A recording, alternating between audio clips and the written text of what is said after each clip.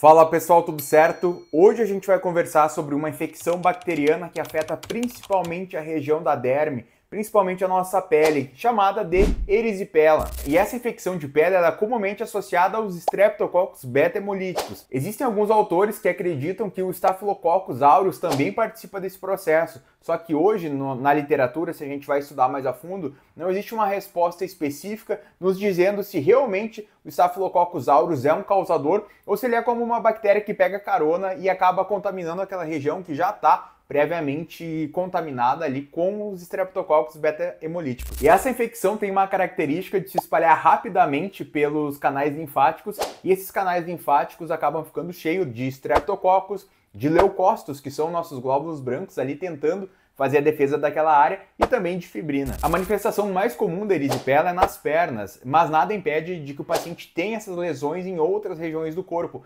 inclusive na face, que é o foco do nosso vídeo de hoje. Afinal de contas, se uma paciente ou um paciente começar com essa lesão de erisipela, ela vai procurar atendimento no hospital, no pronto atendimento, ou até mesmo no teu consultório ou na clínica. Então é importante que, independente da tua área de formação dentro da odontologia, tu esteja apto para identificar essa questão do paciente, essa patologia, essa infecção de pele, e tu faça um bom diagnóstico e depois disso um tratamento adequado. As áreas afetadas pela erisipela, semelhante àquele vídeo que eu trouxe para vocês, falando sobre impetigo, geralmente a área onde a erisipela vai aparecer é uma área onde a pele está previamente afetada por um trauma ou uma cicatriz ou algo do tipo. Nada impede de que o paciente tenha essas lesões em qualquer região da pele do corpo dele, mas é muito mais visto nas regiões onde essa pele foi previamente machucada por alguma coisa. Essa área afetada, via de regra, vai ser avermelhada, ruborizada, tem descrições na literatura de um vermelho brilhante, vai ter um aumento de volume, um edema.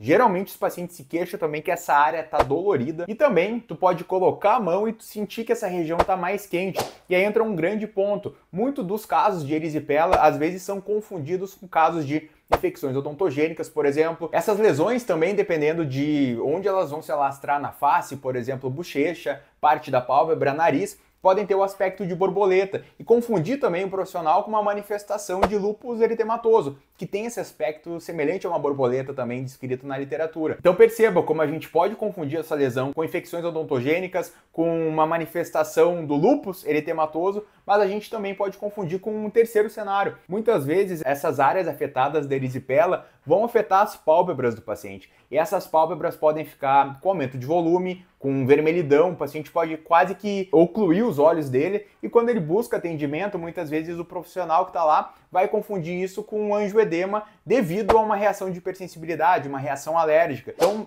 perceba como o diagnóstico nem sempre é tão simples dessa condição chamada de erisipela. Alguns autores descrevem as regiões afetadas por erisipela como semelhante a uma casca de laranja. Então, lembrem que a casca de laranja é endurecida, é lisa, então quando tu palpar esse paciente também tu pode sentir aquela área com aumento de volume, endurecido, liso também devido a esse edema. Então lembrem dessa associação da casca de laranja com as áreas com erisipela. Inclusive tem outros autores ainda que descrevem área semelhante a um pyodorange, né? Que seria a casca de laranja, só que em francês. Tentei inclusive falar da forma mais correta possível, até pesquisei no YouTube como que se pronunciava isso, não saiu conforme o meu planejado, ficou meio estranho, mas é isso, pyodorange, que seria o casca de laranja, então vocês podem encontrar escrito dessas duas formas nos artigos e livros. Existem também literaturas que trazem que a erisipela tem um aspecto de fogo de Santo Antônio. E tu pode pensar, pô João, o que é isso, né? Que aspecto é esse de fogo de Santo Antônio? Lá no século XI, na França, existia um hospital chamado de Casa de Santo Antônio.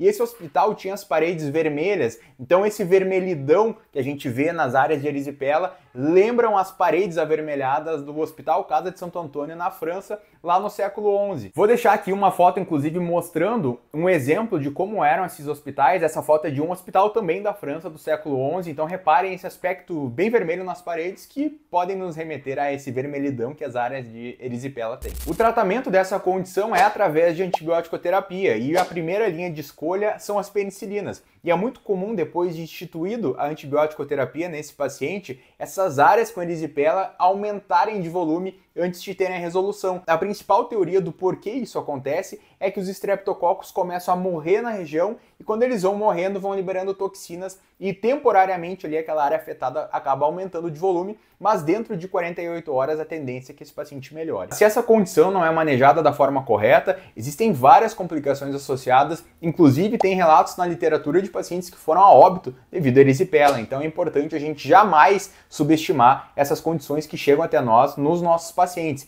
Então eu sempre falo para os meus alunos que é muito melhor a gente pecar pelo excesso, ou seja, cuidar do teu paciente a mais do que a gente acabar sendo displicente e muitas vezes, entre aspas, fazer pouco caso de uma condição que, se for manejada da forma inadequada, esse paciente vai ter um desfecho muito ruim. Então sempre cuidem do paciente de vocês ao máximo possível, porque, cara, esse é o padrão ouro, nossos pacientes merecem o melhor vindo de nós, e para a gente conseguir oferecer esse melhor cuidado, não tem outra forma, a gente tem que estar constantemente estudando, afinal de contas, a gente só vê o que é treinado para ver. Então tu não tem como diagnosticar uma erisipela se tu nunca estudou o que é uma erisipela. Então, sempre estudando, sempre se melhorando, a gente consegue entregar o melhor para os nossos queridos pacientes. Então esse foi o vídeo de hoje. Se tu gostou desse conteúdo, não esquece de deixar um like e comentar também, dar um feedback para nós do que tu achou desse conteúdo. Ajuda demais a gente seguir fazendo esse trabalho. E também manda o vídeo para algum colega que vai gostar de estudar sobre esse assunto. Espero vocês na próxima. Grande abraço, valeu, tchau, tchau.